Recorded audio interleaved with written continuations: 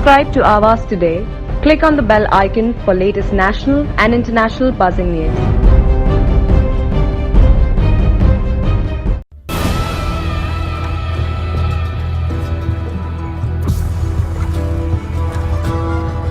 नमस्कार, आवाज पे चर्चा पे आपका स्वागत है। लॉकडाउन की वजह से दुनिया भर में बिजनेस इकोनॉमी डाउन हो गई। बहुत चैलेंजेस आए हैं, बहुत परेशानियां आई हैं, जॉब लॉसेस हुए हैं, सैलरी कट्स हुए हैं एंड ओवरऑल बिजनेस बहुत बड़ा फर्क पड़ा है क्योंकि सब घर पे सभी को बैठना पड़ा लॉकडाउन की वजह से। अब हालात कुछ सुधरते नजर आ रहे हैं, लॉकडाउन ईज किया जा रहा है। ऐसे में हमने सोचा कि हम इंडस्ट्री स्टॉलवर्ड से बात करें कि हमारे यहाँ पे इंडिया में, नवी मुंबई में, महाराष्ट्र में क्या हालात हैं, क्या चैलेंजेस हैं और इससे आगे हम किस तरह से बढ़ सकते हैं। मैं आपको हमारे जो पैनल है, आज खास गेस्ट जो हमारे हैं उनसे पहले मिलवा दूं। हमारे साथ है भूपेंद्र भाई शाह, जो भूमिराज के चेयरमैन मैनेजिंग डायरेक्टर है और builders association of Navi Mumbai के फाउंडिंग ट्रस्टी। भूपेंद्र भाई, स्वागत है आपका आवाज पे चर्चा पे। और हमारे साथ में है अशोक छाजर जी, जो Arihant super specialities private limited के चेयरमैन एंड मैनेजिंग डायरेक्टर है। इन्होंने तो एक तरह से एक रास्ता दिखाया है ऑलरेडी, प्रोजेक्ट लॉन्च करके, उस पर भी हम डिस्कस करेंगे। छाजर साहब, आपका बहुत बहुत स्वागत है हमारे टॉक शो पे। ये तो हमारे इंडस्ट्री के रियल एस्टेट इंडस्ट्री के स्टॉलवर्ड्स हो गए हैं। साथ में है अमरदीप सिंह जी, जो रौनक एडवर्टाइजिंग के चेयरमैन एंड मैनेजिंग डायरेक्टर हैं और ऑब्वियसली खुद एडवर्टाइजिंग इंडस्ट्री के तो यहाँ के बादशाह है ही, पर बाकी भी जो इंडस्ट्रीज है उनकी भी इनके काफी जानकारी है कि ऑब्वियसली इनके सब क्लाइंट्स हैं। अमरदीप, आपका भी बहुत बहुत स्वागत है और आप सभी से हम इसी बात में आज डिस्कस करेंगे कि किस तरह से हमें आगे बढ़ना है इसमें। भूपेन भाई, आपसे शुरुआत करता हूं मैं कि ये जो लॉकडाउन हुआ है कोरोना की वजह से, इसे आप किस तरह से देख रहे हैं? ये ऑल ऑफ सडन एकदम जब जनवरी से ये जो पेपरों में वगैरह सब जो आने लगा है ये लॉकडाउन का, ये स्टार्टिंग में तो अपने इंडिया में समझ में भी नहीं आ रहा कि खाली ये चाइना है कि चाइना के तब तक कि ये सीमित है करके, लेकिन इतना फैलेगा और इसकी असर इस हद तक जाएगी। इसकी जो फैलावा है वो यहाँ के अमेरिका से लेके पूरे जगत भर के अंदर इतनी फैलेगी, ये किसकी कल्पना के बाहर आ गई है। जब ये फरवरी एंड में और फिर मार्च के अंदर जब लॉकडाउन स्टार्ट हुआ तो स्टार्टिंग में इतनी गंभीरता से लिया नहीं गया। जब लॉकडाउन हो गया तब पब्लिक के दिमाग में था लॉकडाउन। एक्चुअली मेरे लाइफ में भी मैंने फर्स्ट टाइम ऐसा लॉकडाउन देखा था कि ऐसे लॉकडाउन करके घर पे अंदर बैठे रहना, ये करना उस टाइम से और जब उसके बाहर निकलने के बाद जो परिस्थिति आई और जब ये छोटे से छोटे लोग मजदूर तक पहुंचने गया, यहाँ पर पहुंचने गया, इंडस्ट्रीज में पहुंचने को गया। सबसे पहले हमारी इंडस्ट्रीज को जहां तक का सवाल है, बिल्डिंग इंडस्ट्रीज का, तो हमारे जो लेबर है वो यहाँ से सब जाने लगे। हमको आज जाना है, कल जाना है, कैसे भी करके हमारा काम के चालू था उसको रुका के भी सब जो लेबर्स है उनके ऊपर सबसे बड़ी असर पड़ी, क्योंकि हमको लेबर फोर्स के बिना हम लोग कुछ कर ही नहीं सकते थे। तो ये लेबर लोग जाना एकदम चालू किया कि भाई कोई यूपी से, कोई बिहार से, कोई ओडिशा, ऑल। छात्र साहब, आपसे अगर पूछे थे कि इंडस्ट्री में जिस तरह से एक ठहराव सा आ गया लॉकडाउन की वजह से, ऑब्वियसली डिमांड में बहुत असर पड़ा होगा, ये किस तरह से आपने हैंडल किया? डिमांड में असर नहीं पड़ा है और डिमांड में रुकावट जरूर आई है एंड काफी डेटा और काफी न्यूज ये भी बताती है कि आज भी रियल एस्टेट की तरफ लोगों का इन्वेस्टमेंट का मनोबल सबसे ज्यादा है, न कि equity market, SIP, mutual fund या गोल्ड की तरफ से। तो काफी articles economic times, Indian express वगैरह में पिछले हफ्ते भी इस बारे में आए जो रियल डाटा को दर्शाते थे। तो एक रुकावट सी जरूर आई और जो आदमी पहले प्रयास करेगा उसके लिए आगे रास्ता बहुत बड़ा और बहुत फास्ट दिखेगा। लॉकडाउन के कारण एक स्टैटिक लॉस हर एंटरप्राइज, चाहे कोई भी एंटरप्रेन्योर हो, छोटे से छोटा पान की गले की दुकान वाला एंटरप्रेन्योर हो, चाहे एक इंडस्ट्रियलिस्ट या एक डेवलपर या एक बड़ा फाइनेंशियल इंस्टीट्यूशन हो, फाइनेंशियल इंस्टीट्यूशन सभी को अपने अपने लेवल पे एज एन एंटरप्रेन्योर के लेवल पे वो लॉसेस को, जो ये 4 महीने का लॉस है, वो पूरे साल का प्रॉफिट तो जरूर वॉश आउट करके जाता ही है। एंड उसके साथ उसको मिनिमाइज करने का खाली प्रयास किया जा सकता है। और हम हमारी रणनीति मोस्टली इसी पे है कि इसको कितना जल्दी ब्रेक इवन पे लेके आ सके, ताकि फिर से प्रॉफिटेबिलिटी फास्ट से फास्ट बुक्स के अंदर और फास्ट से फास्ट कंपनी में आ सकती है। तो हमें लगता है कि मे बी 2021 एक बारी वो ईयर एज एन एंटरप्रेन्योर की बुक्स के लिए रहेगा कि नो प्रॉफिट वाला, बट 21-22 बहुत ही बहुत ही आशावादी है, बहुत ही प्रोस्पेक्ट्स रहेंगे, बहुत ही अच्छी अपॉर्चुनिटीज रहेगी। जी, बहुत क्रूशियल टाइम रहेगा। अमरदीप, आपसे अगर मैं पूछूं कि एडवर्टाइजिंग इंडस्ट्री तो सभी बिजनेसेस पे डिपेंडेंट है, तो पहले शुरुआत तो आपके एडवर्टाइजिंग बिजनेस से ही करूंगा कि मैं आपने जिस तरह से सब बिजनेसेस को देखा, क्योंकि आपके क्लाइंट्स हैं और खुद आपके एडवर्टाइजिंग इंडस्ट्री, क्या असर देखा आपने? जेडी जी नमस्कार, आवाज के सुनने वालों को भी मेरा नमस्कार। देखिए जेडी जी, ये बात तो फैक्ट है, जैसे भूपेन भाई ने भी बोला और सर ने, साजर साहब ने भी बोला कि लॉकडाउन हमारी जिंदगी का पहला सच है जो हमने पहली बार देखा है, ऐसा किसी ने भी नहीं देखा।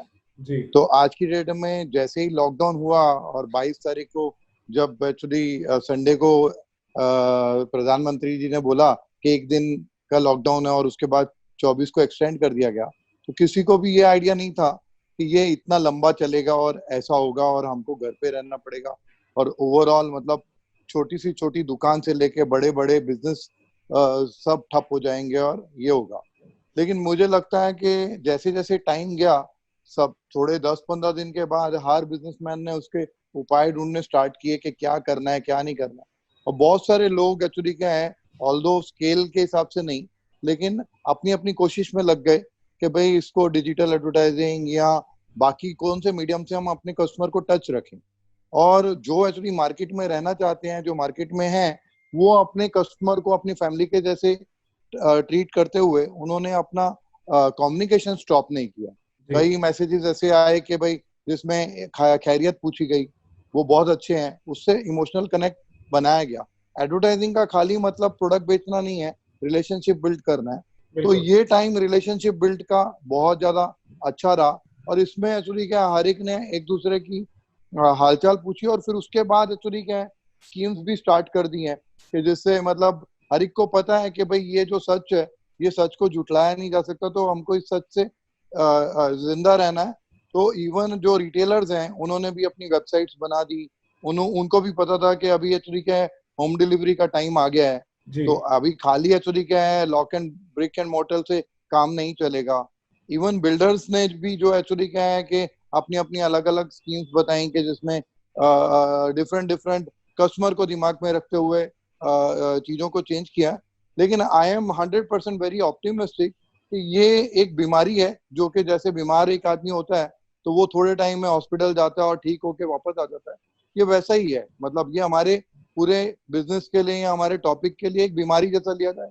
इसको क्राइसिस बोल सकते हैं, लेकिन क्राइसिस हेल्थ क्राइसिस के टॉपिक पे है और ये मतलब इकोनॉमिक क्राइसिस 2008 जैसा नहीं होगा क्योंकि लिक्विडिटी का इश्यू नहीं होना चाहिए। और मुझे लगता है जैसे साजर साहब ने भी बोला, डिमांड का इश्यू नहीं है, ये टाइमिंग का इश्यू है। ये एक तरह से बीमार हो गए हम और उसको ठीक होके वापस से वही जोश से वापस आना है। बिल्कुल। तो बेसिकली एक फेज है, इसे हम देख रहे हैं और ये फेज इतना लंबा होगा जैसे आप लोग कह रहे हैं, किसी ने सोचा नहीं था कि इतना तक हम आगे इंतजार करना पड़ेगा। और जो चैलेंजेस हैं ऑब्वियसली जो हमने पहले सोचे थे वो थोड़े मल्टीप्लाई होते गए। तो छात्र साहब आपसे पूछूंगा कि आज फिलहाल क्या चैलेंजेस आपको दिख रहे हैं इसके अंदर?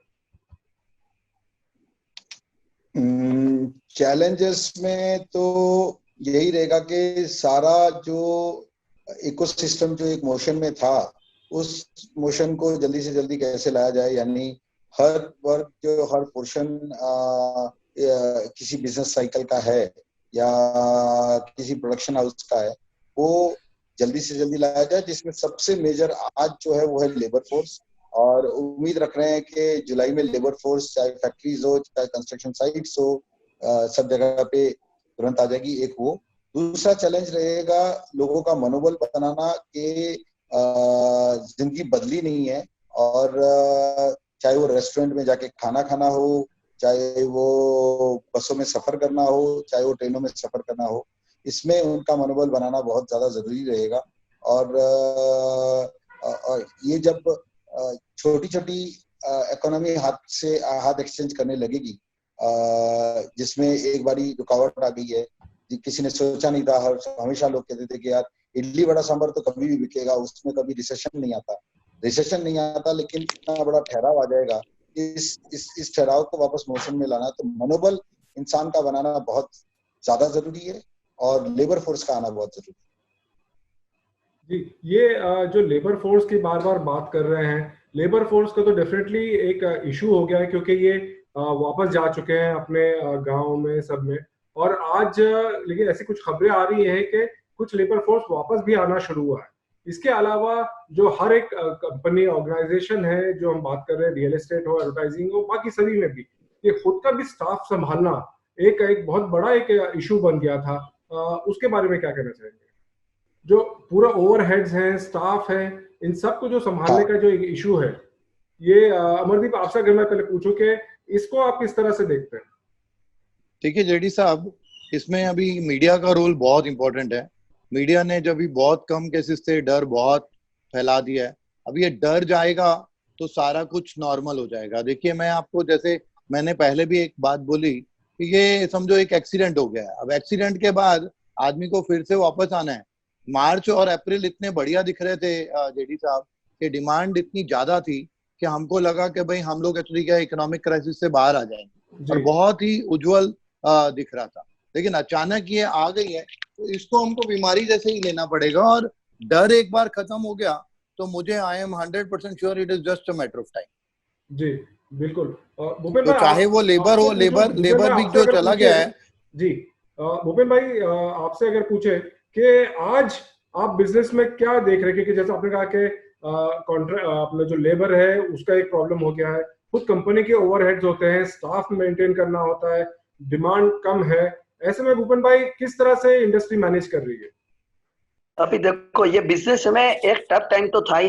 रियल एस्टेट के अंदर जैसे हवा बता रही थी कि भाई पहले ये जो दौरान पहले नोटबंदी आई, बाद में जीएसटी, रेरा, ऐसे बहुत सारे तकलीफें रियल एस्टेट के अंदर आई। लेकिन वो सबको पार करते करते अभी इसके अंदर ऑल ऑफ सडन ये सब चीजें आई, तो इसको भी रियल एस्टेट इंडस्ट्री आस्ते आस्ते उसको भी सफर करके जाएगी, उसमें कोई डाउट नहीं है। क्योंकि अभी आदमी लोग का रियल एस्टेट के ऊपर भरोसा बढ़ेगा, जो सेकंड इन्वेस्टमेंट रहेगा। तो जैसे शेयर बाजार में जाती थी, शेयर बाजार एक बार 42,000 से 24,000 या 22,000 हो गई। जो आम आदमी का जो था, जैसे सोना का है, ये है इन्वेस्टमेंट रहता है, तो मेरे हिसाब से लॉन्ग पीरियड के ना शॉर्ट टाइम हमको तकलीफ रहेंगी, उसमें कोई डाउट नहीं है। गवर्नमेंट भी हमको कितना सपोर्ट करेगी, क्या सपोर्ट करेगी, उसका हम अभी नहीं बता सकते हैं। उसके लिए गवर्नमेंट सेंट्रल लेवल के ऊपर उसकी चर्चाएं चालू है, जो हमारे के बैच चालू है, जो आप बता रहे हैं कि हमारे पास जो स्टाफ है उसको सफर कैसे करने का, क्या करने का, तो वो तो मुश्किल ही। अभी हम लोग लॉकडाउन खुलने के बाद हम सब देख रहे हैं, 2.5-3 महीना सब हम घर में ही बैठे हैं, तो फोन के ऊपर जितनी बातें होती है या तो वेबिनार होता है उस पर हम सुनते हैं। लेकिन एक्चुअल परिस्थिति तो जब अभी 1 महीना 2 महीना जाएगा, उसी के बाद हमको एक्चुअल परिस्थिति का मालूम पड़ेगा कि हमको आगे का स्टाफ को सफर कैसे करने का है, काम कैसे चालू करने का है, लेबर कैसे लाने का है, जो फाइनेंस मार्केट है उसके साथ कैसे करने का। क्योंकि आज की तारीख पर फाइनेंस मार्केट के पास भी कोई क्लियर पिक्चर नहीं है, कि सेंट्रल गवर्नमेंट से कोई क्लियर डायरेक्शन नहीं है, किस हिसाब से माफी दी जाएगी, किस हिसाब से हमारे को ब्याज के अंदर ये दिया जाएगा, या हमारे कस्टमर की ईएमआई है उसके अंदर ब्याज लेंगे कि नहीं, ब्याज लेंगे कि लेंगे कि फिर ब्याज के ऊपर ब्याज लेंगे कि नहीं। तो ये अभी तक कोई ऐसा पिक्चर क्लियर नहीं कि जिसके ऊपर हम बता सके आज की तारीख में कि नहीं ये नहीं और यही होगा। लेकिन जहां तक नवी मुंबई का सवाल है, तो नवी मुंबई के ऊपर बहुत ही ज्यादा सबका एक्ट्रेशन है, उसके अंदर आप भी ना नहीं बोल सकते, अमरदीप भी ना नहीं बोल सकता, और ओम जी छाजर जी भी बैठे वो भी ना नहीं बोल सकते। तो रियल एस्टेट का फ्यूचर नवी मुंबई का अच्छे ही अच्छे होते जा रहा है। तो अभी ये एक्चुअल समय नहीं कि जिसके अंदर हम सही बता सके कि आगे का ब्राइट क्या हो जाएगा, लेबर का क्या है, वापिस कितने लेबर आ रहे हैं, क्या नहीं आ रहा है। जी और उसमें जितने लेबर आएंगे उसके अंदर जो सबसे बड़ी जो चैलेंज मुझे दिख रही है, क्योंकि जो गवर्नमेंट के काम है वो लॉकडाउन के दरमियान भी तो काम चालू ही थे, जी तो वो जो लेबर वहां से जितने शिफ्ट हुए थे और जो लेबर आएंगे, क्योंकि उनके पास टाइम बाउंड करने का है, उनको टाइम बाउंड में काम कंप्लीट करने का है और हमको रेरा के अंदर टाइम बाउंड में काम कंप्लीट करने का है। जी ये दोनों चैलेंज है, उनको गवर्नमेंट की चैलेंज है, हमको रेरा की चैलेंज है, हमको कानून की चैलेंज है। उसको हम लोग कैसे सफर कर पाएंगे वो तो अगला आने वाला समय ही बता सकता है। जी छाजा साहब, आपसे अगर पूछूं कि ये लॉकडाउन में जब सब परेशान थे और सोच रहे थे क्या करना है, ऐसे में आपने प्रोजेक्ट लॉन्च कर दिया, ऑनलाइन लॉन्चिंग आपने बहुत जबरदस्त की है। बहुत ब्रेव मूव था और एक पॉजिटिव मूव भी था कि एक सेंटिमेंट्स बहुत अच्छे हो रहे थे। कि किस तरह का रिस्पांस मिला आपको इस पे, और क्या आपको लगता है कि इस तरह के भी अटेम्प्ट्स और करने पड़ेंगे?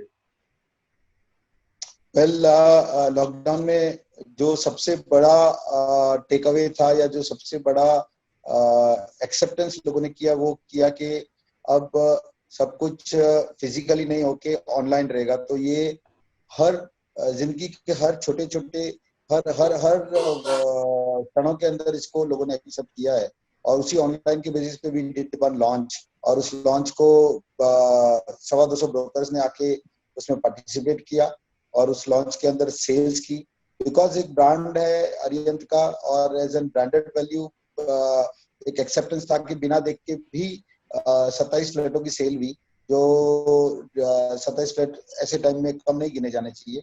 और 27 फ्लैट्स की सेल ऑनलाइन सिर्फ वीडियो और फोटो देख के जो ली गई है दर्शाता है कि ऑनलाइन में लोगों को विश्वास है और ब्रांडेड वैल्यूज ऑनलाइन में हमेशा बढ़िया चली है। जो जितने भी स्टार्टअप्स, जितने भी पोर्टल्स देख रहे हैं all over world wide, from Amazon to everything, ये चीजें दिखाती है कि ऑनलाइन में विश्वास बढ़ेगा। और इसी लाइन पे एचडीएफसी ने नवी मुंबई के बिल्डर्स के साथ पहला ऑनलाइन एग्जीबिशन, यानी इंडिया का पहला ऑनलाइन एग्जीबिशन फ्लोट किया, जो पिछले हफ्ते उसका इनॉग्रेशन हुआ। ये 1 महीने के लिए इनॉग्रेशन है, प्रॉपर्टी एग्जीबिशन। और एचडीएफसी की जितनी बड़ी साख ने इसको प्रमोट किया, जिसपे लोगों का बहुत अच्छा विश्वास है। और इस 7 दिन के अंदर रियलिटी में भी 2800 लोगों ने एग्जीबिशन को विजिट किया मोबाइल फोन्स के ऊपर और कंप्यूटर्स के ऊपर, और 400 लोगों ने इंक्वायरी फ्लोट की। तो ऑनलाइन ही कल की दुनिया है और ऑनलाइन का आपकी फिजिकल दुनिया में एक बड़ा भाग होना चाहिए, बड़ा अंश होना चाहिए। इस चीज को जो जल्दी एक्सेप्ट करेगा उसके लिए आने वाला टाइम बहुत बड़ी अपॉर्चुनिटीज का भी है और बहुत बड़ी सक्सेस का भी है। तो online has been the real takeaway in this lockdown period, where people also responded to Arihant being a brand for online. They purchased flats without even going to the site. जी, तो online की पे जोर देना बहुत जरूरी हो गया lockdown में। आज इनफैक्ट हम ये टॉक शो भी जो कर रहे हैं उसी तरह कर रहे हैं। तो अमरदीप, आपका जो इंटरेक्शन हो रहा है कि ऑब्वियसली बूस्ट देने की जरूरत है, इनिशिएटिव्स लेने की बहुत जरूरत है। अभी जैसे छाजा साहब ने भी कहा कि उन्होंने लॉन्च किया था, तो आपके हिसाब से जो आप इंडस्ट्री से बात कर रहे हैं, क्लाइंट से बात कर रहे हैं, आपको किस तरह के इनिशिएटिव्स दिख रहे हैं कि इससे अब निकलना तो पड़ेगा ही, कि हम घर ही पे तो नहीं बैठ सकते हैं? देखिए, एंटरप्रेन्योर जो एक्चुअली क्या है, हमारी कॉम है, हमको हर चैलेंजेस, जैसे भूपेंद्र भाई ने बताया कि हमको बहुत सारे चैलेंजेस फाइनेंस से रिलेटेड हैं या बाकी रिलेटेड है। हमको अभी अपने स्टाफ से हेल्थ रिलेटेड चैलेंजेस भी हैं कि हमको उनकी सिक्योरिटी भी रखनी है। हमारे को जो भी अभी जैसे चार्जर साहब ने अभी अपना ये जो प्रोजेक्ट ऑन किया, मैं उसके लिए कॉन्ग्रेचुलेट करता हूँ, लेकिन उनको इस सब चीजों का बहुत ध्यान देना पड़ा होगा। जो नॉर्मली प्रोजेक्ट जब लॉन्च किया और अभी जो प्रोजेक्ट लॉन्च किया, उसमें उनको बहुत ध्यान देना पड़ा होगा कि मेरे लेबर सिक्योर्ड रहे, मेरा स्टाफ सिक्योर्ड रहे। और ऑनलाइन तो देखिए actually necessity mother of invention, हम अगर हिंदी में बोलें तो मजबूरी का नाम महात्मा गांधी है। तो जब हमारे को ये पता चल गया है कि हमको ये इसी में रहना है और ऐसे ही हमको काम करना है, तो हम अपने रास्ते खुद खोजेंगे।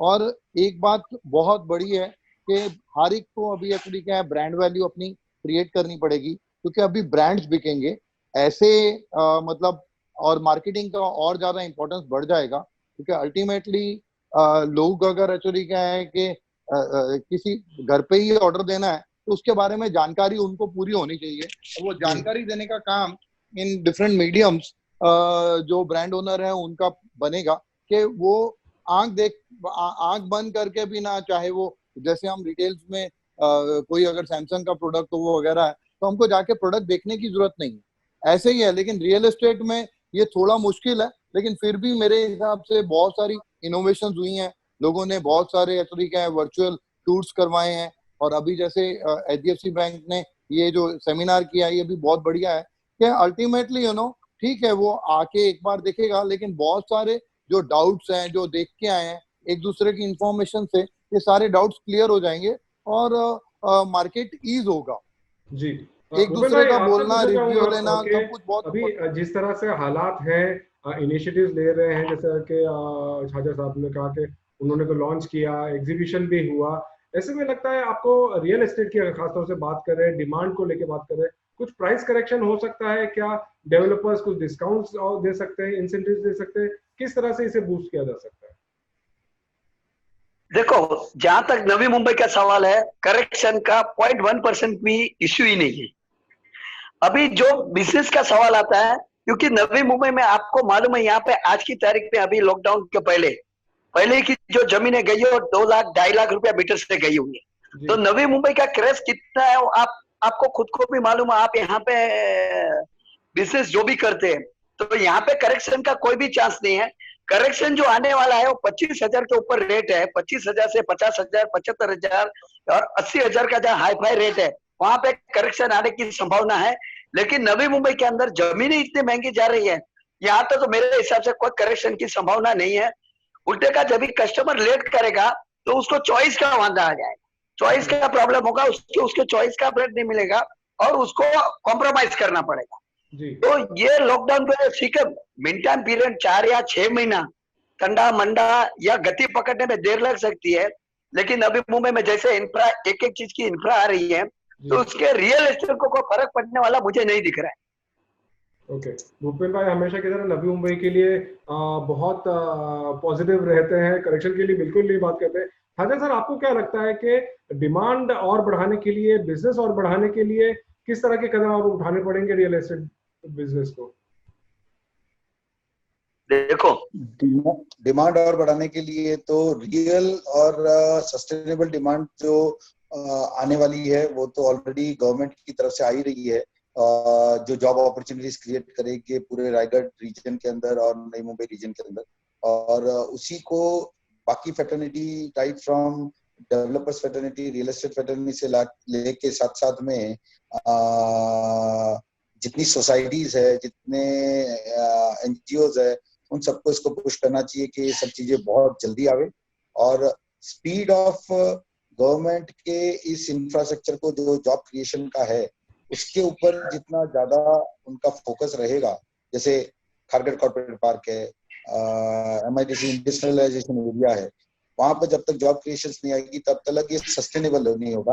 तो हम डेवलपर साइड हम लोग ये जरूर पुश करेंगे कि दामों को बढ़ने नहीं दें और लोगों के रीच के अंदर रखें, जो आज ऑलरेडी है भी, क्योंकि अगर कहीं कुछ सैलरीज की अप्रेजल्स नहीं हुए हैं, कुछ इंक्रीमेंट्स नहीं हुए हैं, कहीं कुछ कट ऑफ्स भी हुए होगा, कहीं कुछ ले ऑफ्स भी हुआ होगा, तो उसके सामने होम लोन की रेटों ने आज 1.5-2 सालों में राइट फ्रॉम 8.95 से लेके स्ट्रेट 6.85 तक आना, यानी ऑलमोस्ट 30% किसी भी होम बायर की उसी सैलरी में बाइंग कैपेसिटी बढ़ गई है।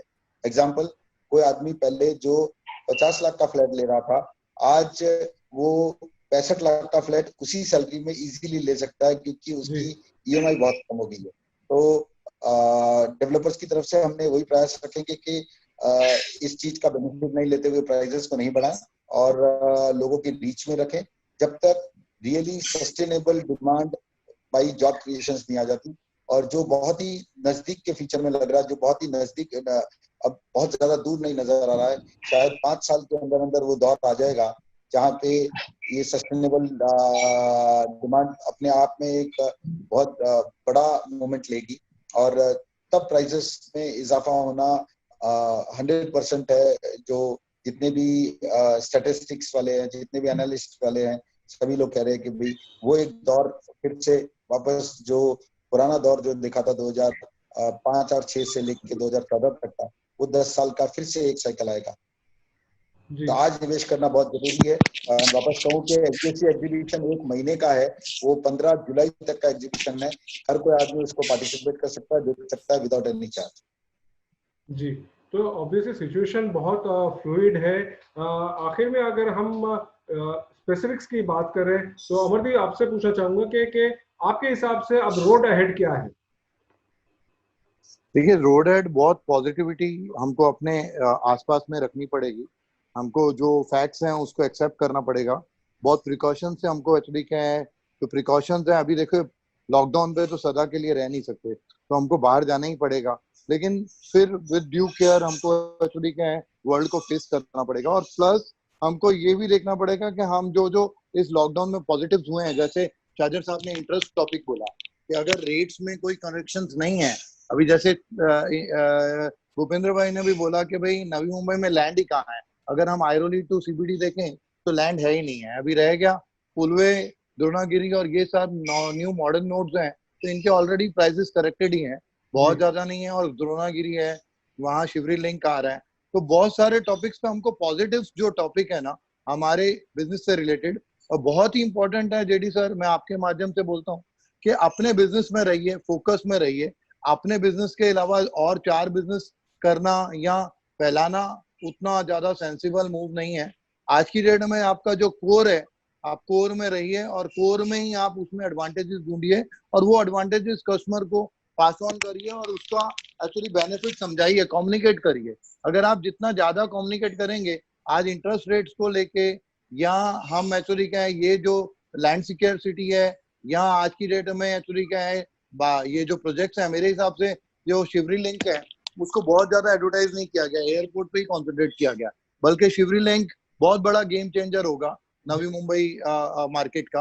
क्योंकि जिस हिसाब से अभी जैसे आपको पता है कि पोल्यूशन लेवल कम हुआ है, हमारे घर से वो शिवरी लिंक ऐसा लग रहा है कि 70% कंप्लीट हो गया है, जो कि बहुत पॉजिटिव फीलिंग देता है कि हमारे घर से जैसे वर्ली सी लिंक जैसा व्यू दिखेगा। और वो हम इतनी जल्दी एक्चुअली क्या है कि वीटी और वो साइड एरियाज में पहुंच जाएंगे। ये नवी मुंबई एरिया को बहुत बड़ा पुश है। और ये सब चीजों को और बहुत सारे वेबिनार्स में भी ये बात की गई है कि बीएनएम को एक्चुअली क्या है, पूरी नवी मुंबई को हाईलाइट करना पड़ेगा। इसमें इंडिविजुअल बिल्डर्स के साथ साथ में अगर बीएनएम नवी मुंबई को बेचेगा तो ये बहुत अभी राइट टाइम है कि इनको बहुत अच्छे से मार्केट करना चाहिए। और अपने एक एक नोड को, खाली सिडको का काम नहीं है, अभी तक सिडको ने जो किया, अभी बिल्डर एसोसिएशन नवी मुंबई भी इतने सालों से बहुत बड़ी ऑर्गेनाइजेशन हो गई है, वो एमसीएचआई और बाकी क्रेडा है, ये सबका बहुत बड़ा रोल है कि ये रियल एस्टेट सेक्टर में नवी मुंबई को बहुत, क्योंकि रियल एस्टेट सेक्टर से बाकी जो बिजनेसेस हैं वो भी जुड़े हुए हैं। ऐसा नहीं है कि खाली रियल एस्टेट सेक्टर है, इससे रेस्टोरेंट भी जुड़ा हुआ है, इससे एक्चुअली क्या है, इंडस्ट्री भी जुड़ी हुई है, बहुत सारी इंडस्ट्रीज जुड़ी हुई हैं। तो ये अगर एक्चुअली सेक्टर अच्छा करेगा, खास करके नवी मुंबई, थाना, ये जो नियर बाय एरियाज हैं, यहाँ रियल एस्टेट सेक्टर बहुत बड़ा फैक्टर काम करता है। आई रेस्ट। बिल्कुल। छाजा साहब आपसे पूछता हूँ मैं कि जिस तरह के फाइनल के जो कमेंट्स हैं, जिस तरह से अमरदीप ने भी कहा कि रियल एस्टेट से बहुत कुछ जुड़ा है और किसी भी शहर की इकोनॉमी रियल एस्टेट पे बहुत बेस होती है, क्योंकि उससे डायरेक्ट एम्प्लॉयमेंट है, बिजनेस है और उससे जो रिलेटेड इंडस्ट्रीज है उन पे भी असर पड़ता है। तो फाइनली आपके हिसाब से आगे आप हालात, आपको फ्लूइड सिचुएशन है, तो किस तरह से देख रहे हैं और किस तरह से पॉजिटिविटी की तरफ बढ़ा जा सकता है? साइकिल जैसे जैसे अपनी अपनी स्पीड लेगा वो हिसाब से तो पॉजिटिविटी आ ही जाएगी, और नई पॉजिटिविटी आने का कोई कारण नहीं दिखता है। एंड यस, रियल एस्टेट एक बड़ा सेक्टर ऑलवेज रहा ही है, सभी ने इसके बारे में काफी चर्चा, काफी नंबर्स हमेशा आए हुए हैं। और रोटी कपड़ा मकान जो एंड जो जो जो लोगों की मूलभूत चीजें रही है, उसकी तरफ से कोई डाइवर्जन, कोई टाइप की स्टोरी रियलिटी नहीं लेगी। काफी बार कोई कह रहे थे कि लोग उम्र भर तक भाड़े के मकानों में रह लेंगे, लेकिन कोविड के बाद पता चला कि नहीं, भाड़े के मकान नहीं चाहिए, खुद का मकान चाहिए। तो इसी ढंग से everything is good enough, efforts जरूर लेने पड़ेंगे। एंड आई थिंक 2-1 महीने के अंदर अंदर we can start from crawling to walking and then running again back. जी बिल्कुल। और फाइनली भूपेन भाई, आपसे जानना चाहेंगे कि आप हमेशा पॉजिटिव रहते हैं और जैसे कि बात हो रही है कि रियल एस्टेट इंडस्ट्री पे बहुत कुछ निर्भर रहता है। अमरदीप ने जैसा कहा कि बीएनएन को भी बहुत बड़े कदम उठाने पड़ेंगे ये सेंटिमेंट्स और पॉजिटिव करने के लिए। आप किस तरह से देख रहे हैं फाइनली, फाइनल कमेंट्स आपके कि कब तक हालात ठीक होंगे और आगे किस तरह से आप लोग ये सेंटिमेंट्स पॉजिटिव कर सकेंगे? मैं पॉजिटिव, आप एक यहाँ के नवी मुंबई के सिटीजन अमरदीप जी भी सामने पूरी मार्केट देती है और छाजर जी, अशोक छाजर जी ने भी देखी है कि आज जो टेंडर 2004 में मैंने खरीदा था जहाँ पे पाम बीच रोड के ऊपर 10,000 के भाव के अंदर, बेस रेट के अंदर मैंने खरीदा था। 2016 के अंदर यही पाम बीच के ऊपर टेंडर जाता है, मैं 4 लाख रुपए में खरीदा था। इतना जो रियल एस्टेट का बढ़ावा कहाँ पे आया है, कहाँ पे पूरी वर्ल्ड के अंदर बताओ कि इतना रियल एस्टेट का भाव कहाँ बढ़ा है कि 10,000 के अंदर 2003 या 4 के अंदर मैंने प्रॉपर्टी मीटर के ऊपर खरीदता हूँ और 4 लाख रुपया मीटर पे मैं खरीदता हूँ। मैं खुद ही 10,000 का खरीदने वाला भी मैं, और 4,000 मतलब 3 लाख रुपए 4 लाख रुपया मीटर से भी खरीदने वाला मैं। बिकॉज ऑफ यहाँ का इंफ्रास्ट्रक्चर, कनेक्टिविटी और जो यहाँ पे आने वाला रोजगार, यहाँ पे जो रोजगार आने वाला है अभी तक इसको गिनती में नहीं है। यहाँ से कम 6 से 6.5 लाख रोजगार आने वाला है। कोई भी सिटी खुद के रोजगार के ऊपर खड़ी होती है, ऐसी शायद नवी मुंबई रहेगी। ये पहला पूरा सिटी रहेगा पूरे इंडिया के अंदर क्यों खुद के रोजगार के ऊपर खड़े रहेगा। लास्ट 10 या 15 साल से आईटी सेक्टर की जो है यहाँ पे एरोली वगैरह, ये जो MIDC वगैरह के अंदर हुआ तो वहां पे कितना डेवलपमेंट आईटी इंडस्ट्रीज हुआ। फिर उसके बाद में आप रिलायंस का कितने कस्टमर आए, फिर वो इंडस्ट्री सब आईटी पार्क इसके अंदर सबके अंदर वो डेवलप होते जा रही है। अभी इसके बाद में एयरपोर्ट आएगा तो एयरपोर्ट के अंदर कम से कम 80,000 से 90,000 कम से कम डायरेक्ट इनडायरेक्ट रोजगार आएगा। फिर SEZ आएगा, उसके अंदर करीबन 2 से 2.5 लाख रोजगार आएगा। उसका द्रोणागिरी आएगी, द्रोणागिरी के अंदर DP आई, फिर 2-4 जो बड़ी बड़ी कंपनी आई। अभी जो पोर्ट आया, पोर्ट के अंदर 4 जेटी चालू हो गई है और 18 जेटी चालू होना बाकी है। तो वहां पे कितना रोजगार आएगा। फिर उसके कनेक्टिविटी वेयर हाउसेस खुलेंगे, कोल्ड हाउसेस खुलेंगे। तो ये जो सब एक्टिविटीज यहाँ पे आएगी तो 6-7 लाख का रोजगार आएगा। तो और 20 से 25 लाख पब्लिक मतलब और जनसंख्या यहाँ पे बढ़ सकती है। तो इसके लिए अभी गवर्नमेंट ने यहाँ पे कनेक्टिविटी पे, चाहे रेल रेलवे, चाहे रोड रेलवे, या जैसे कि एयरपोर्ट भी आ रहा है। एयरपोर्ट ये नवी मुंबई की जरूरत नहीं है, एयरपोर्ट एक्चुअली मुंबई की जरूरत है। लेकिन नवी मुंबई आने से यहाँ का जो उसके रिलेटेड जितना बिजनेस है वो बहुत बढ़ेगा। उस हिसाब से मैं बोल रहा हूँ और मेरे को कभी भी पॉजिटिव रहता हूँ। तो बिकॉज फ्रॉम सिडको का यहाँ के प्लानिंग, अब सिडको को मेरा दूसरा एक शायद इसमें मैच होगा कि नहीं होगा कि अगर सिडको नैना के अंदर पॉजिटिवली लेके आएंगे 50% वगैरह वगैरह हमारी मांगे लेके आई, जो ऑलरेडी उन्होंने कमिटेड किया था। लेकिन उसके बाद में अभी नई गवर्नमेंट को अप्रोच करके अपन को ये करना पड़ेगा। अगर 50-50 का वो फॉर्मूला मान जाएंगे और बेटरमेंट चार्ज अगर सिडको छोड़ देगी, और तो फिर यहाँ पे हम लोग 30 लाख 40 लाख या 50 लाख का फ्लैट बेचेंगे। तो मैं बोलता हूँ कि नवी मुंबई को कोई भी रेस में पहुंच नहीं सकता। और वर्ल्ड के अंदर इतना मुझे, मैं खाली बातें नहीं कर रहा हूँ, उसका मेरे दिल से मेरे को एहसास है। दूसरा अमरदीप साहब ने बता दिया है, तो मुझे इसके बारे में ज्यादा बोलने की जरूरत नहीं, क्योंकि वो मैन PR है। नवी मुंबई PR बोले तो अमरदीप सिंह जी है। बिल्कुल बिल्कुल सही है और बहुत सही व्यू पॉइंट सभी ने आपने दिए हैं। और जिस तरह की इंपॉर्टेंट बात आ रही है कि नवी मुंबई खुद एक सेल्फ सस्टेनेबल सिटी है, और जिस तरह के आउटलुक हमेशा से बात करते आए हैं हम लोग कि नवी मुंबई में बहुत स्ट्रॉन्ग बेस है हमारे पास। और यही उम्मीद के आप लोगों के जिस तरह से इनपुट्स आए हैं कि ये मुश्किल का दौर था, अब चीजें खुलने लगी हैं, होपफुली अगले कुछ ही महीने में अच्छे हो जाएंगे प्रोस्पेक्ट्स, और जॉब एम्प्लॉयमेंट जो बेसिक होता है ये खुलेंगे। 6-7 लाख आप जैसे बता रहे हैं कि जॉब अपॉर्चुनिटीज होंगी, तो होपफुली हम इसमें से निकल आएंगे। आप सभी का बहुत बहुत शुक्रिया, बहुत इंपॉर्टेंट पॉइंट्स, आपके इंसाइट्स हमें इस टॉपिक इकोनॉमी में।